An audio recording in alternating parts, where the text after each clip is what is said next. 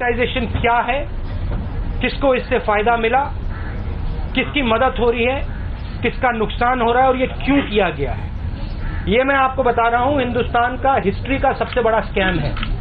GST बिल्कुल fail है, मगर ये सिर्फ फेल नहीं है, ये एक आक्रमण है गरीबों पर, स्मॉल एंड मीडियम बिजनेसेस पर। This is a breach of the Official Secrets Act. The Prime Minister, who is the only other person who knows about this deal, has informed Anil Ambani. The Prime Minister is acting as Mr. Anil Ambani's middleman. देखिए, जो मैंने Covid app के बारे में बोला वही PM fund के बारे में बोल रहा हूं। उसकी ऑडिटिंग होनी चाहिए, क्लियर होना चाहिए किसने पैसा दिया, कितना पैसा दिया और किसको दिया। आप क्लियर कर दीजिए, ऑडिट कर दीजिए, कोई प्रॉब्लम नहीं। The result is that the lockdown in India is not going to do the job that it was supposed to do, and I am confident that you will now see an increase in the disease profile.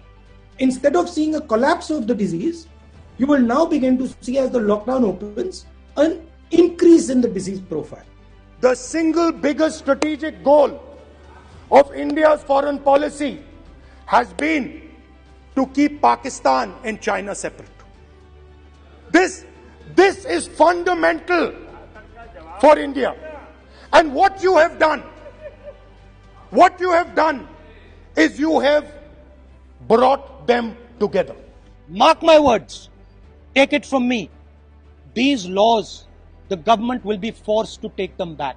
BJP की सरकार ने असंगठित अर्थव्यवस्था पर आक्रमण किया है और आपको गुलाम बनाने की कोशिश की जा रही है। जिस दिन इनफॉर्मल सेक्टर खत्म हो गया, नष्ट हो गया, उस दिन हिंदुस्तान रोजगार पैदा नहीं कर पाएगा। आप ही इस देश को चलाते हो, आप ही इस देश को आगे ले जाते हो और आपके खिलाफ साजिश हो रही है। आपको ठगा जा रहा है और आपको गुलाम बनाने की कोशिश की जा रही है। अदानी जैसे लोग हैं जिनकी आंख आपकी जमीन पर, आपके जंगल पर और आपके जल पर है, और ये नरेंद्र मोदी जी के खास मित्र हैं। जो भी कॉन्ट्रैक्ट हिंदुस्तान की सरकार देती है, जिस भी कंपनी को देती है, उसका इलेक्टोरल बॉन्ड्स के माध्यम से रिश्वत वो कंपनी बीजेपी को देती है। जिनको मोदी जी अपने मित्र कहते हैं, ऑर्डर दिया, सुनो, इस बार गले नहीं लगेंगे, इस बार नए टैरिफ लगाएंगे। वोट चोरी हो रही है और अब हमारे पास ओपन एंड शट प्रूफ है कि इलेक्शन कमीशन वोट चोरी में इन्वॉल्व है। और मैं लाइटली नहीं बोल रहा हूं, मैं 100% प्रूफ के साथ बोल रहा हूं, ठीक है।